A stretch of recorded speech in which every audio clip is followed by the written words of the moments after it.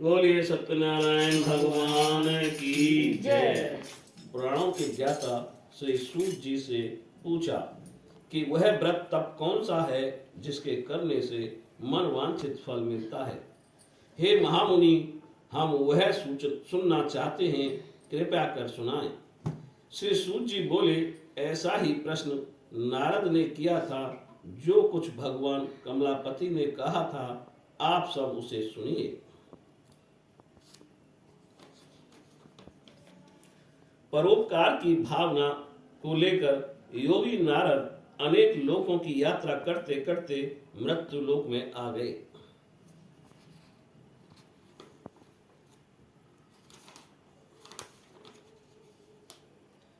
वहां उन्होंने देखा कि लोग तरह तरह के कष्ट भोग रहे हैं। पिछले कर्मों के प्रभाव से अनेक योनियों में उत्पन्न हो रहे हैं। दुखी जनों को देख नारद सोचने लगे कि इन प्राणियों का दुख किस प्रकार दूर किया जाए। मन में यही भावना रख कर नारद जी विष्णु लोक को पहुंचे। वहां नारद जी ने शुक्ल वर्ण वाले 4 भुजाधारी सत्यनारायण के दर्शन किए, जिन्होंने शंख चक्र गदा पद्म अपनी भुजाओं में ले रखा था और उनके गले में बनमाला पड़ी थी। नारद जी ने स्तुति की और कहा कि मन वाणी से परे अनंत शक्तिधारी आपको प्रणाम है। आदि मध्य और अंत से मुक्त सर्व आत्मा के आदि कारण श्री हरि आपको प्रणाम। नारद जी की स्तुति सुन विष्णु भगवान ने पूछा, हे नारद, तुम्हारे मन में क्या है? वह सब मुझसे बताइए, मुझे बताइए। भगवान की यह वाणी सुन नारद जी ने कहा, मृत्यु लोक के सभी प्राणी पूर्व पापों के कारण विभिन्न योनियों में उत्पन्न हो अनेक प्रकार के कष्ट भोग रहे हैं। यदि आप मुझ पर कृपालु हैं तो इन प्राणियों के कष्ट दूर करने का कोई छोटा सा उपाय बताएं, मैं वह सुनना चाहता हूँ। श्री भगवान बोले, हे नारद, तुम साधु हो, तुमने जन जन के कल्याण के लिए अच्छा प्रश्न किया है। जिस व्रत के करने से व्यक्ति मोह से छूट जाता है, वह तुम्हें मैं बताता हूँ। यह व्रत स्वर्ग और मृत्यु लोक दोनों में दुर्लभ है। तुम्हारे शनिवश मैं इस व्रत का विवरण देता हूँ। सत्यनारायण व्रत विधि पूर्वक करने से तत्काल सुख मिलता है और अंत मोक्ष का अधिकार मिलता है। श्री भगवान के वचन सुन नारद ने कहा कि प्रभु, इस व्रत का फल क्या है? इसे कब और कैसे धारण किया जाए और इसे किस किसने किया है? श्री भगवान ने कहा, दुख सुख दूर करने वाला, धन बढ़ाने वाला, दुख शोक दूर करने वाला, धन बढ़ाने वाला, सौभाग्य और संतान का दाता, सर्वत्र विजय दिलाने वाला श्री सत्यनारायण व्रत मनुष्य किसी भी दिन श्रद्धा भक्ति के साथ कर सकता है।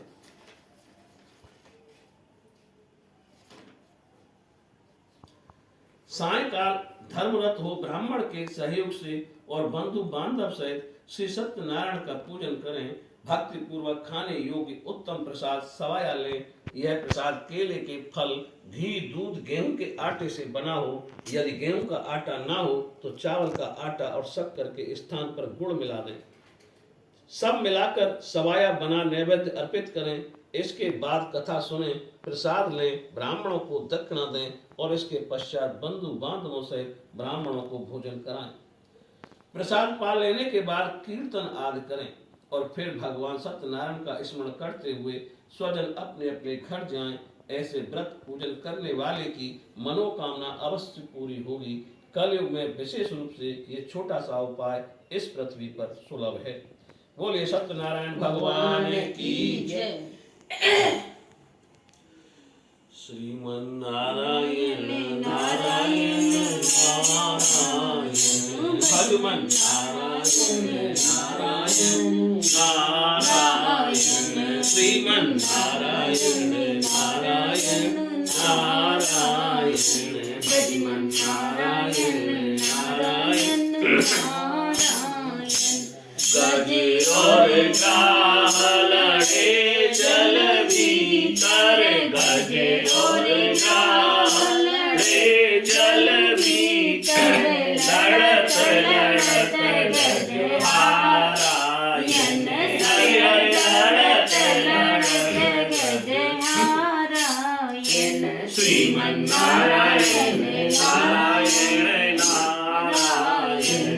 भजमन नारायण नारायण नारायण। जो भर सूर रही गज ऊपर, जो भर सूर रही गज ऊपर, तब हरि नाम सुनारायण। हरि हरि तब हरि नाम सुनारायण। श्रीमन नारायण नारायण नारायण। भगवन नारायण नारायण। जो ही पेर सुनी जन प्रभु ने, जो ही पेर सुनी जब प्रभु ने, आगे ही पैरन भागायन। हरि हरि आगे ही पैरन भागायन। श्रीमन नारायण नारायण नारायण। भगवन नारायण नारायण नारायण। आकर फंद विटायन। श्रीमन नारायण नारायण नारायण। लक्ष्मी नारायण नारायण नारायण। बोलिए सत्यनारायण भगवान की जय। अध्याय 2। सूत जी ने कहा, इस व्रत को पहले किसने किया? यह सुनाते हैं, आप लोग इसको सुनिए। बहुत रमणीक काशीपुरी में एक निर्धन ब्राह्मण रहता था। वह भूख प्यास से दुखित नित्य यहाँ वहां भटकता रहता था। इस ब्राह्मण को दुखी देख एक समय ब्राह्मण को चाहने वाले भगवान ने स्वयं एक बूढ़े ब्राह्मण का भेष धारण कर इस ब्राह्मण से आदर के साथ प्रश्न किया, हे विप्र, तुम सदा ही दुखी रहे पृथ्वी पर क्यों भटकते रहते हो? मैं ये जानना चाहता हूँ। निर्धन ब्राह्मण ने उत्तर दिया कि वह अत्यंत निर्धन ब्राह्मण है और भिक्षा के लिए पृथ्वी पर भटकता है। अगर आप निर्धनता को मिटाने का उपाय जानते हो तो कृपया बताएं। बूढ़े ब्राह्मण ने कहा कि सत्यनारायण स्वरूप विष्णु मन चाह फल देते हैं, अतः विप्र तुम उनका उत्तम व्रत पूजन करो। ऐसा व्रत पूजन करने से मनुष्यों के दुख दूर हो जाते हैं। सत्य व्रत का विधान ठीक तरह बताकर वृद्ध ब्राह्मण बनकर आए भगवान सत्यनारायण अंतर्ध्यान हो गए। निर्धन ब्राह्मण ने कहा कि वह बूढ़े ब्राह्मण द्वारा बताया व्रत करेगा। इसी विचार के कारण उसे रात्रि में नींद नहीं आई। दूसरे दिन वह यह संकल्प लेकर कि मैं श्री सत्यनारायण का व्रत करूंगा, भिक्षा मांगने निकला। उस दिन भिक्षा में निर्धन ब्राह्मण को बड़ी मात्रा में दान प्राप्त हुआ। इसी धन से ब्राह्मण ने अपने बंधु बांधव सहित श्री सत्यनारायण भगवान का व्रत किया। व्रत के प्रभाव से दुख से मुक्ति पाकर संपत्तिवान हो गया। तब से वह ब्राह्मण हर महासत्यनारायण व्रत करता रहा। सब पापों से मुक्त हो मोक्ष को प्राप्त हुआ। हे विप्रो, पृथ्वी पर जो कोई भी इस व्रत को करेगा उसके सभी दुख नष्ट होंगे। श्रीमन नारायण ने यही श्री नारद जी से कहा था। श्री सूत जी बोले, यह सब मैंने कहा, अब और क्या बोलूं? तब ऋषिगण बोले कि इस ब्राह्मण से सुनकर यह सत्य व्रत और किसने किया है, यह जानने की हमारी इच्छा है। सूत जी बोले, अच्छा ऋषियों, अन्य जिन लोगों ने व्रत किया उनके बारे में सुनो। यही ब्राह्मण पर्याप्त धन आ जाने के कारण एक बार सत्यनारायण का व्रत कर रहा था कि एक लकड़हारा आया। लकड़ी का बोझ बाहर रख प्यास मिटाने का वह ब्राह्मण के घर में गया। उसने ब्राह्मण को व्रत करते देखा। ब्राह्मण को प्रणाम कर उस लकड़हारे ने पूछा कि हे प्रभु, आप क्या कर रहे हैं? इस पूजन का क्या फल है? विस्तार से कहें। ब्राह्मण ने उत्तर दिया कि मनोवांछित सभी फलों को देने वाला यह सत्यनारायण का व्रत है। इन्हीं की कृपा से मेरा यह धन धान है। यह जान लकड़हारा बहुत प्रसन्न हुआ और प्रसाद ले जल की लकड़ी बेचने शहर में चला गया। लकड़ी का बोझ सिर पर लेकर उसने विचार किया कि लकड़ियों के बेचने पर आज जो धन मिलेगा उससे वह सत्यनारायण का पूजन करेगा। यह सत्यनारायण का उत्तम व्रत करेगा। यह मन में विचार कर लकड़हारे ने लकड़ी का बोझ सिर पर धारण किया और निकल पड़ा। वह धनवान लोगों की बस्तियों में गया जहां उसे अपनी लकड़ियों की दूनी कीमत मिली। अब जब वह प्रसन्न होकर पक्के केले के फल, शक्कर, घी, दूध और गेहूं का आटा सवाया बनवा कर अपने घर ले आया।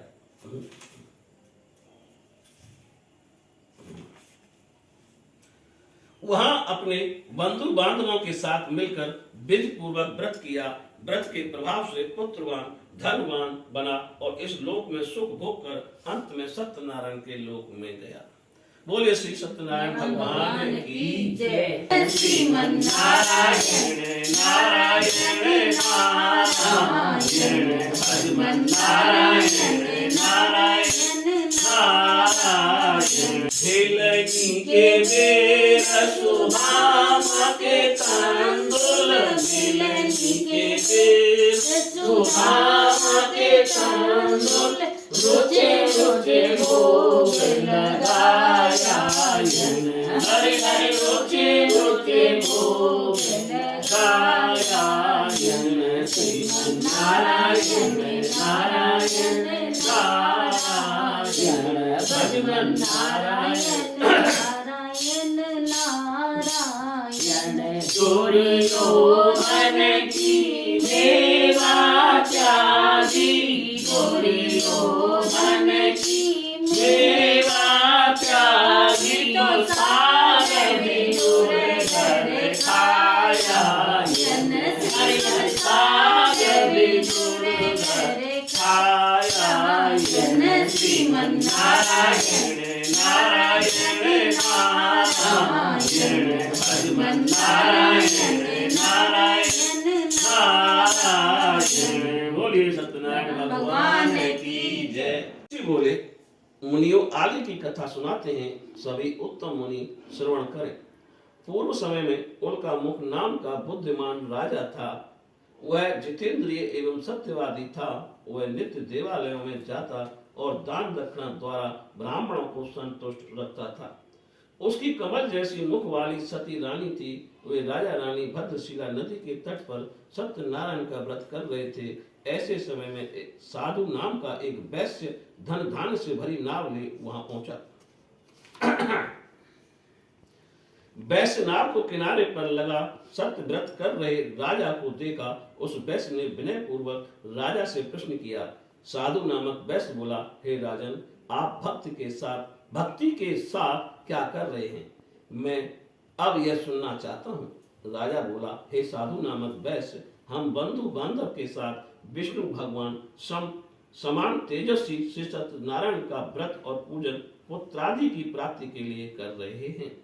राजा के वचन सुनकर साधु ने विनय पूर्वक कहा, और इस व्रत के संबंध में सारा विधान मुझे भी कहिए, मैं व्रत करूंगा।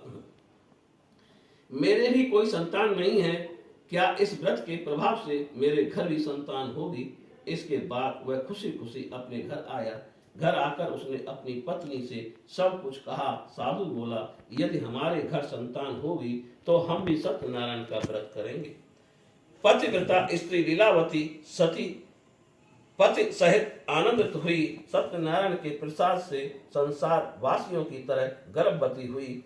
10वें महीने में लीलावती ने एक कन्या को जन्म दिया। यह कन्या चंद्रमा की कला की तरह दिन दिन बढ़ने लगी।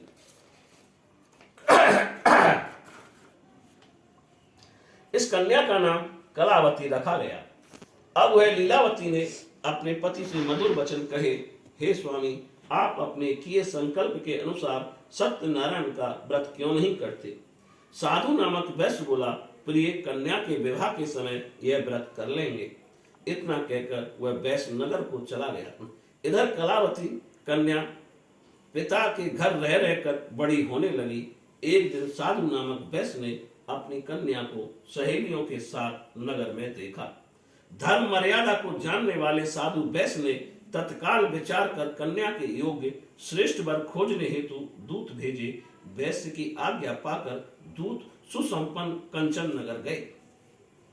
वहां से बड़ा गुणवान सुंदर वैश्य पुत्र कन्या के योग्य वर देखा और उसे ले आए। वैश्य पुत्र को देख साधु वैश्य ने अपने परिचित बंधु बांधव सहित संतुष्ट हुआ।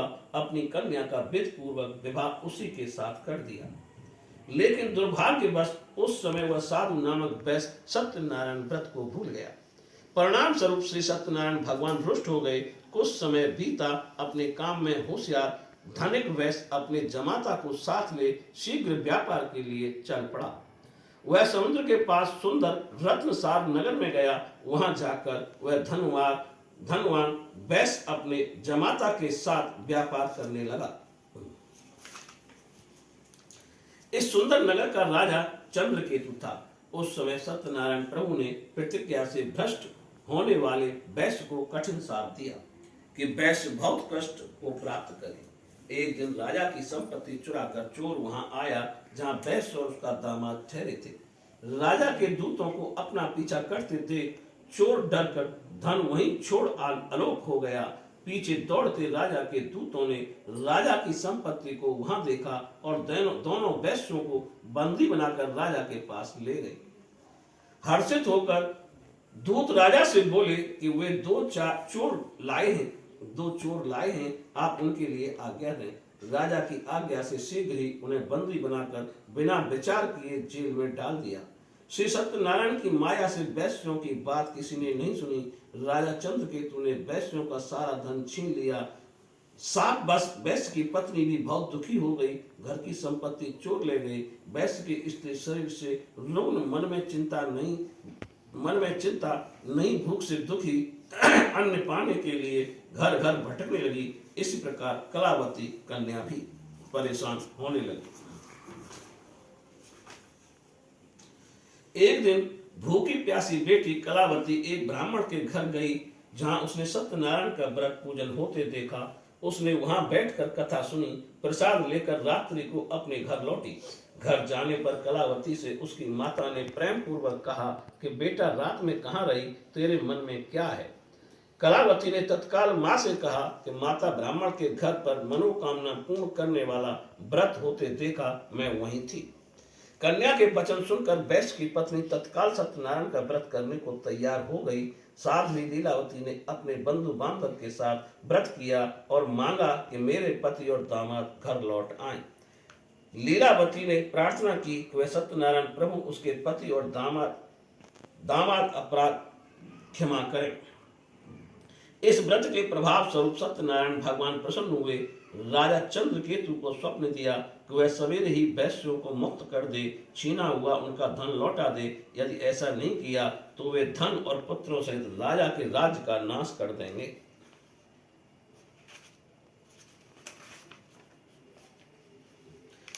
इतना बताने के बाद श्री भगवान को स्वप्न वाणी मौन हो गई।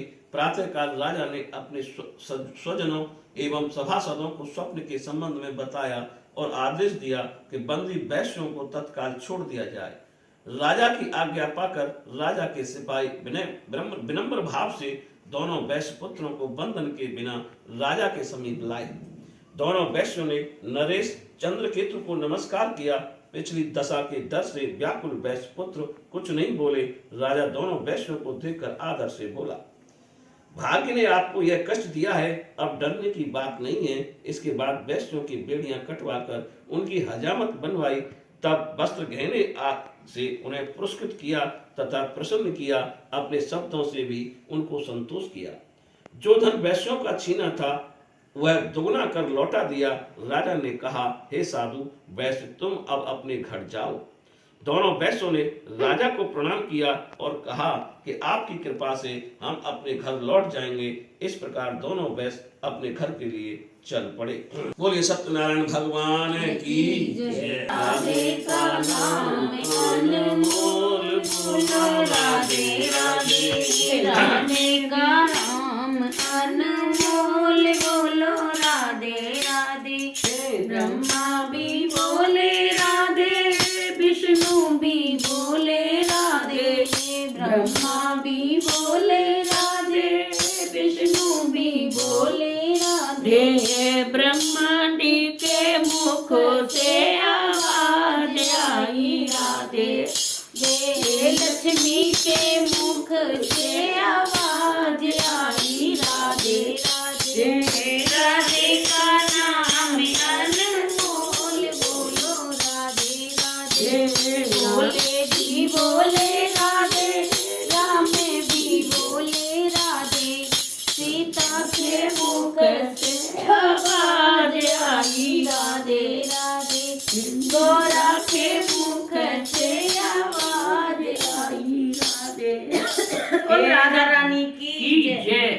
कुल रानी की जय। बोले सत्यनारायण भगवान की जय। चतुर्थ अध्याय। श्री सूची बोले, साधु नामक वैश्य मंगल स्मरण कर ब्राह्मणों को दान दक्षिणा दे अपने घर की ओर चला। अभी कुछ दूर ही चला था कि भगवान सत्यनारायण ने साधु वैश्य की मनोवृत्ति जानने के उद्देश्य से दंडी का भेष धर वैश्य से प्रश्न किया। उसकी नाव में पूछा कि तेरी नाव में क्या है। संपत्ति में मस्त साधु ने हंसकर कहा कि हे दंडी स्वामी, क्या तुम्हें मुद्रा रुपए चाहिए? मेरी नाव में तो लता पता ही है। ऐसे निठुर वचन सुन श्री सत्यनारायण भगवान बोले कि तुम्हारा कहा सत्य हो। इतना कह दंडी वैश्य के पास से कुछ ही दूर गए और समुद्र के ही किनारे बैठ गए। दंडी स्वामी के चले जाने पर साधु वैश्य ने देखा कि नाव हल्की और उठती हुई चल रही है। वह बहुत चकित हुआ। उसने नाव में लता पत्र ही देखे तो मूर्छित हो पृथ्वी पर गिर पड़ा। होश आने पर वह चिंता करने लगा। तब उसके दामाद ने कहा, ऐसे शोक क्यों करते हो? ये दंडी स्वामी का शाप है, क्योंकि तुमने उनसे झूठ बोला था। वह दंडी सर्व समर्थ हैं, इसमें संशय नहीं। इसके शरण में जाने से मन वांछित फल मिलेगा। दामाद का कहना मान वैश्य दंडी स्वामी के पास गया। दंडी स्वामी को प्रणाम कर सादर से बोला, जो कुछ मैंने आपसे कहा था उसे क्षमा कर दें। बार बार नमन कर महाशोक से व्याकुल हो गया। वैश्य को रोते देख दंडी स्वामी ने कहा, मत रो, सुनो, तुम मेरी पूजा को भूलते हो। हे कुबुद्धि वाले, मेरी आज्ञा से तुम्हें बारंबार दुख हुआ है। वैश्य स्तुति करने लगा। साधु बोला, प्रभु आपकी माया से ब्रह्मांड भी मोहित हुए हैं। मैं भी आपके अद्भुत रूप गुणों को नहीं जानता। हे प्रभु, मुझ पर प्रसन्न हो। मैं माया से भ्रमित मूढ़ आपको कैसे पहचान सकता हूँ? कृपया प्रसन्न हो। मैं अपनी सामर्थ्य से आपका पूजन करूंगा। धन जैसा पहले था वैसा कर दें। मैं शरण में हूँ, रक्षा कीजिए, रक्षा कीजिए। भक्ति युक्त बातों को सुनकर जनार्दन संतुष्ट हुए। वैश्य को उनका मन चाहा वर देकर भगवान अंतर्ध्यान हुए। तब वैश्य नाव पर आया और उसे धन से भरा देखा। सत्यनारायण की कृपा से मेरी मनोकामना पूर्ण हुई है, यह कहकर साधु वैश्य ने अपने सभी साथियों के साथ की सत्यनारायण की विधि पूर्वक पूजा की। भगवान सत्यदेव की कृपा प्राप्त कर साधु बहुत प्रसन्न हुआ। नाव चलने योग्य बना, अपने देश की ओर चल पड़ा।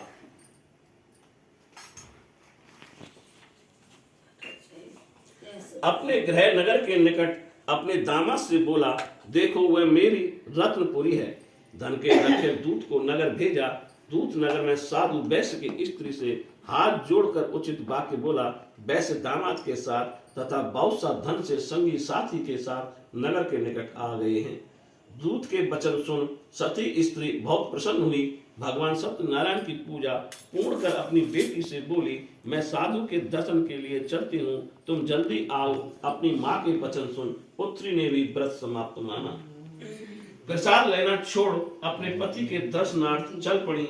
सत्यनारायण स्त्री रुष्ट हो गए और उसके पति तथा धन से लदी नाव को जल में डुबो दिया। कलावती ने वहां अपने पति को नहीं देखा। उसे बहुत बड़ा दुख हुआ और रोती हुई भूमि पर गिर गई। नाव को डूबती हुई देख कन्या के रोदन से डरा हुआ साधु वैश्य बोला, क्या आश्चर्य हो गया? नाव के मल्लाह भी चिंता करने लगे। अब तो लीलावती भी अपनी बेटी को दुखी देख व्याकुल हो पति से बोली।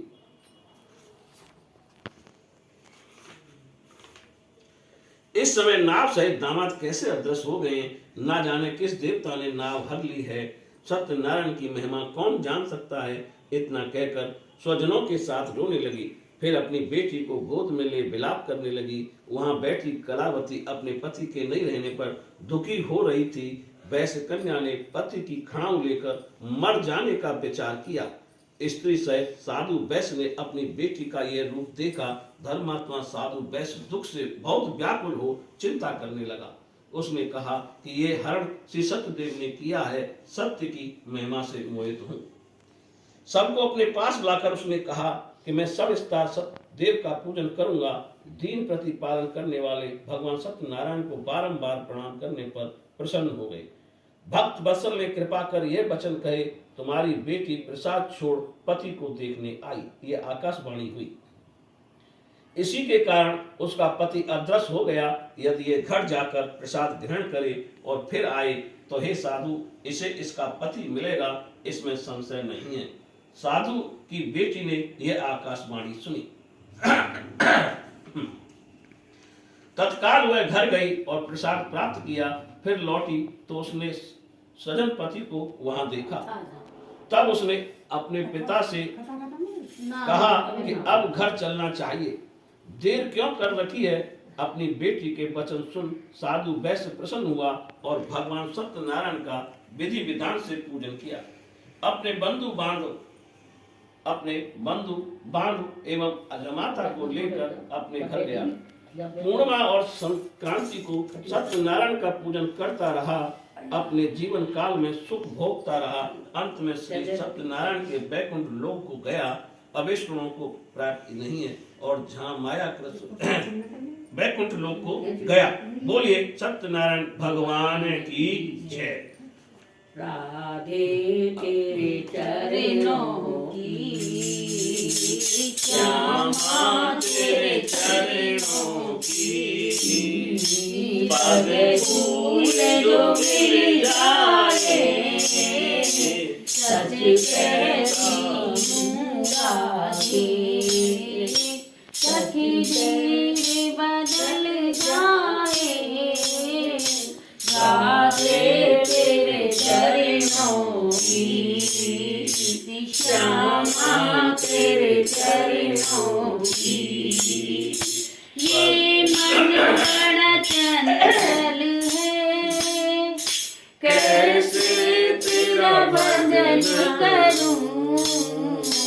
ये मन बड़ा चंचल है, कैसे तेरा भजन करूं। कितना इसे समझाऊं, कितना इसे समझाऊं, उतना ही चलता है।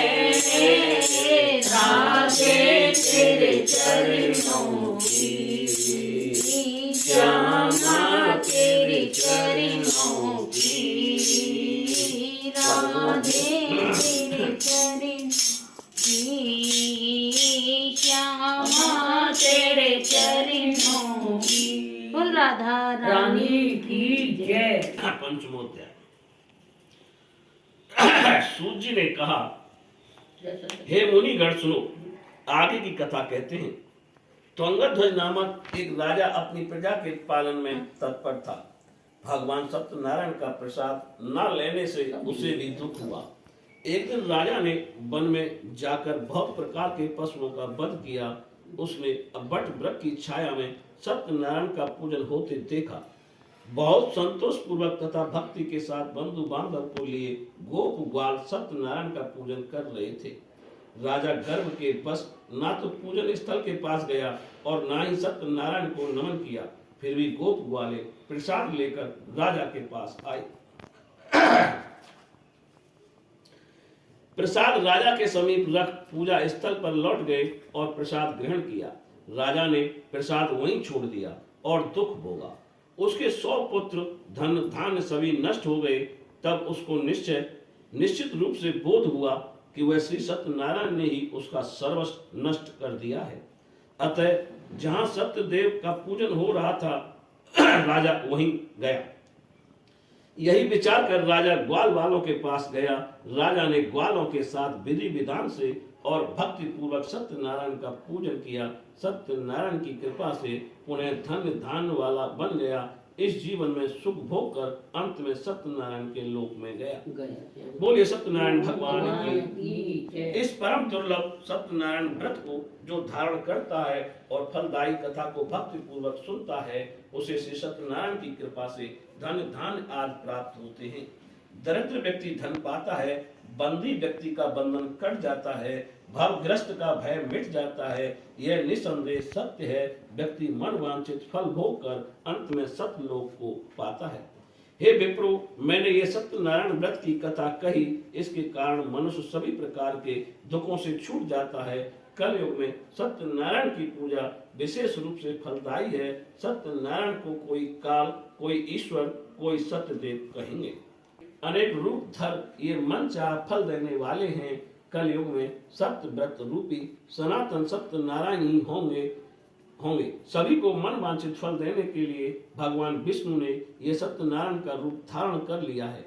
हे मुनिगण, जो इस कथा का नित्य पाठ करेंगे अथवा सुनेंगे, श्री सत्यनारायण की कृपा से उनके समस्त पाप नष्ट हो जाएंगे। सूत जी बोले, हे मुनीश्वरों, जिन्होंने सत्यनारायण का व्रत पहले किया था, उसके बाद के जन्म की कथा सुनाते हैं। महान बुद्धिमान सतानंद ब्राह्मण सुदामा हुआ और श्री कृष्ण की आराधना कर मोक्ष को प्राप्त हुआ। लकड़ी बेचने वाला लकड़हारा भील गोराज बना, वह श्री रामचंद्र जी की सेवा कर मोक्ष पद का अधिकारी बना। राजा उल्कामुख महाराज दशरथ हुए और श्री रंगनाथ की पूजा कर वैकुंठवासी बने। धार्मिक साधु नामक वैश्य सत्यव्रतधारी मोरध्वज राजा बना। आधा शरीर आर्य से चीर कर दान करने से मोक्ष को प्राप्त हुआ। राजा तुंगध्वज स्वयंभू मनु बने, सभी को वैष्णव पथ पर लगा भागवत बना, श्री वैकुंठ लोक को गए। बोलिए सत्यनारायण भगवान की जय। हरे कृष्ण गोविंदा भजो राधे कृष्ण गोविंदा केशोरी कल्याण गिरधर छबीले लाल केशोरी कल्याण गिरधर छबीले लाल जाको मुको देखे से कसत यम पंथ जय राधे कृष्ण राधे कृष्ण राधे गोविंद भजो राधे कृष्ण राधे कृष्ण राधे गोविंद जादोपति जादो राय संतन सदा सहाय जादोपति जादो राय संतन सदा सहाय जाई दोने गावे स्वामी परमानंद जय दोने गावे स्वामी परमानंद जय राधे कृष्ण राधे कृष्ण राधे गोविंद भजो राधे कृष्ण राधे गोविंद जय जय राधे कृष्ण राधे राधे गोविंद जय गोपी चंदन गोपी ग्वाल गोपियन के खेले साथ गोपी गोपियन के खेले सा गौवन के चराए से कहाए गोविंद जय जय राधे कृष्ण राधे गोविंद भजो राधे कृष्ण राधे गोविंद राम लखेण और भरत शत्रुघ्न राम लखेण भरत शत्रुघ्न घर दशरथ अवतार यन जय जय राधे कृष्ण राधे गोविंद भजो राधे कृष्ण राधे गोविंद जय लक्ष्मी रमना स्वामी जय लक्ष्मी रमना सत्यनारायण स्वामी जनपातक हरना जय लक्ष्मी रमना रत्न जड़ित सिंहासन अद्भुत छबे राजे स्वामी अद्भुत छबे राजे नारद करत निरंजन घंटा ध्वनि बाजे जय लक्ष्मी रमणा प्रकट भये कलिकारण ध्वज को दर्श दियो स्वामी ध्वज को दर्श दियो बूढ़ो ब्राह्मण बन कर